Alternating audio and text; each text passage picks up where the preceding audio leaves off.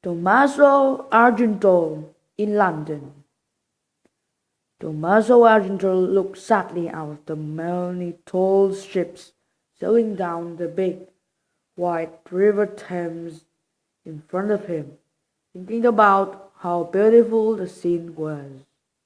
The scene was really beautiful, of course, but he felt melancholy.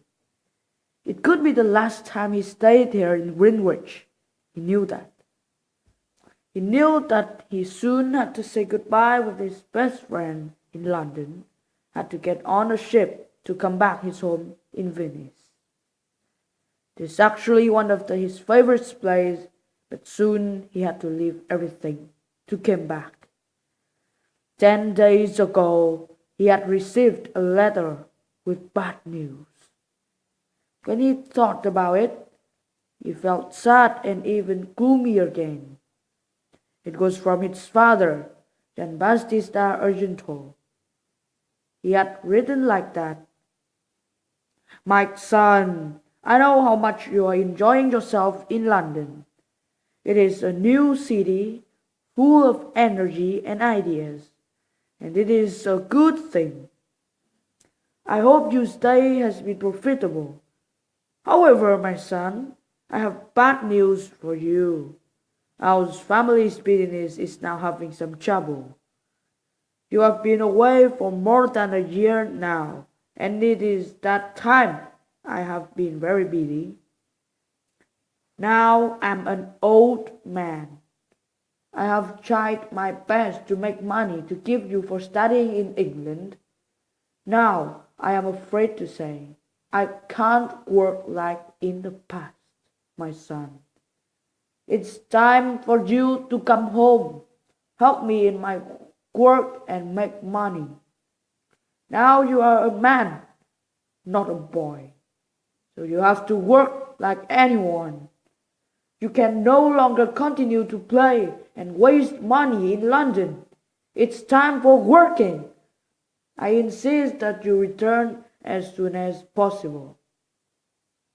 Well, he knew he had to get back in Venice in 1 month.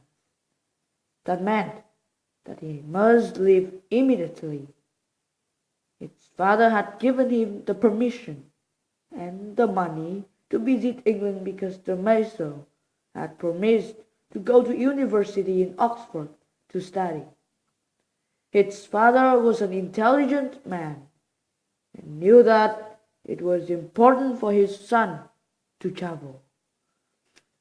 Tommaso don't want to be a businessman like his father. He wanted to be a poet. He had heard a lot about mystery, beauty, and power of the poetry. It was like being struck by lightning. He was fascinated and decided immediately that he didn't want to be a businessman anymore. He wanted to be a poet. When he was at university in Oxford, he had a friend named Bruno.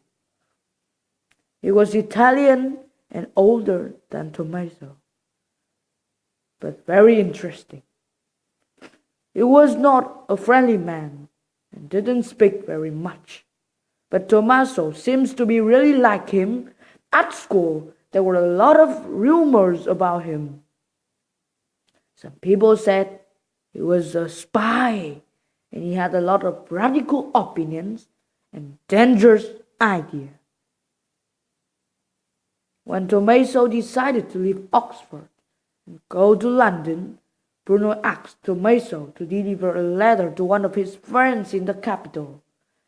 This letter is for Mr. Christopher Marlowe. It was difficult to find this man, but Bruno told Tommaso to find Marlowe in a pub called The Mermaid, because Marlowe spent most of his time there. Tommaso spent his first day in London looking for the mermaid. When he found it, he went down some stairs into a dark room.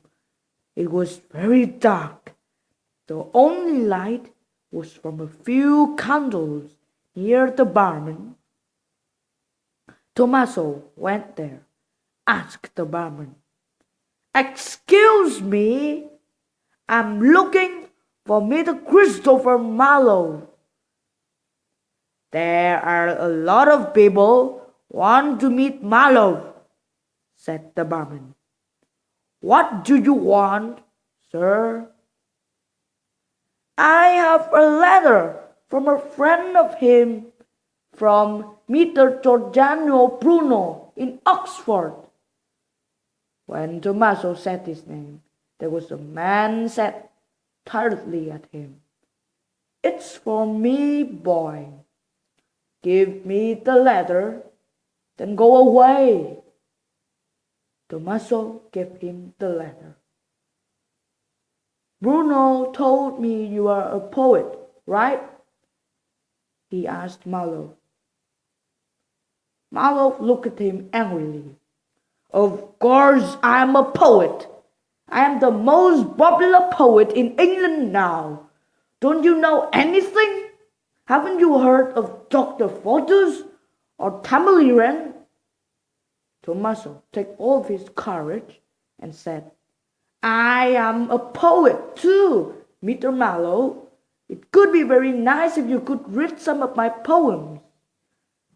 Tommaso pulled out some of the sonnets he had recently written and gave them to Marlowe. At first, Marlowe just laughed, but he still read Tommaso's sonnets. Well, they aren't bad, he said, but they need a bit of work.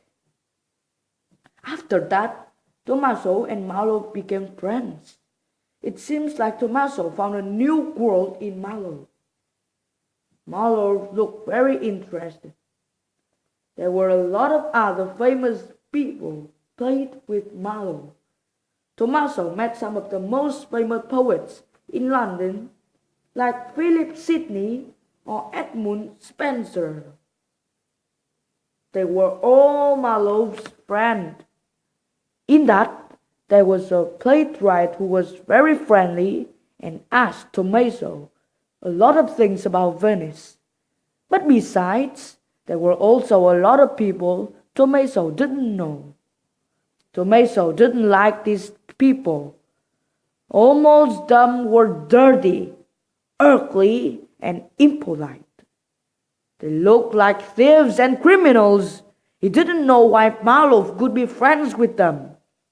When he asked, Marlowe replied, A poet should know everything about life or people. One day, Marlowe had some bad news for Tommaso.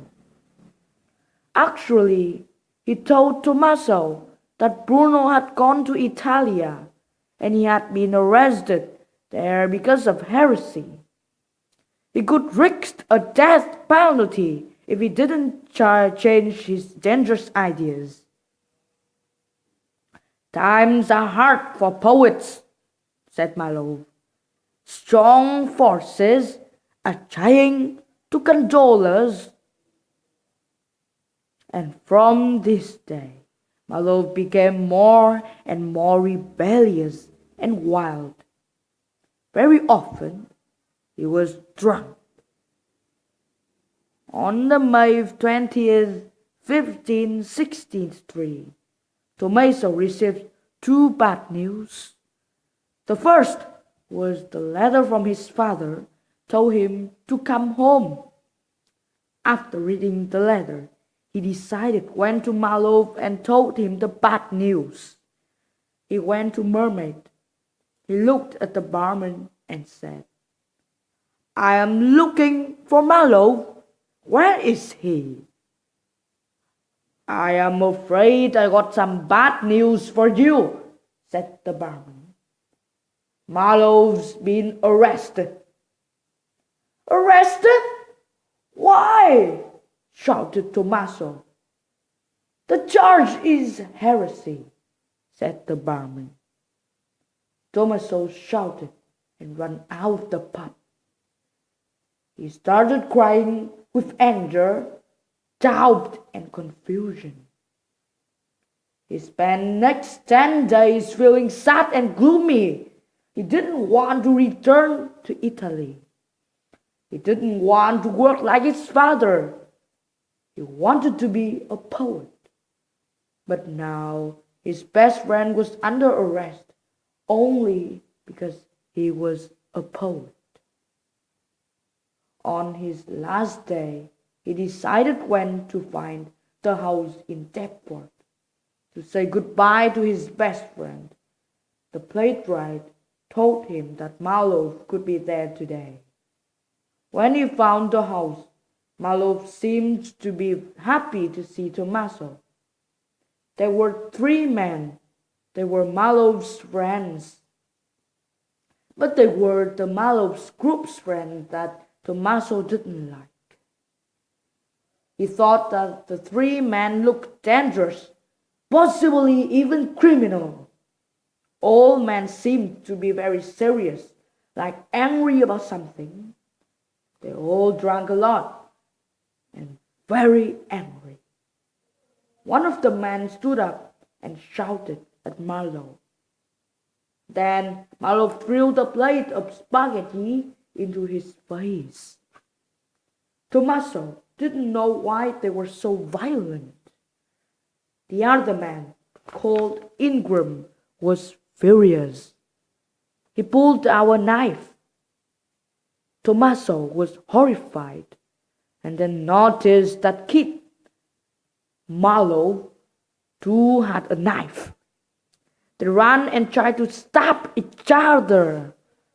But in the fight, Ingram stabbed in his stomach. Marlowe fell to the floor. He was dead. Tommaso was very afraid. He jumped out the window and ran as fast as possible to the port. His ship was ready and waiting for him. The people on the ship were expecting him to arrive.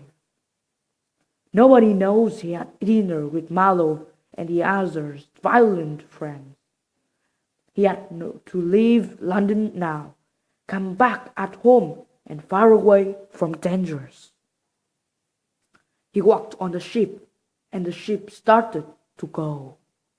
But as he started to come back his home, he started to think about the life that was ahead of him. He could never be a poet anymore.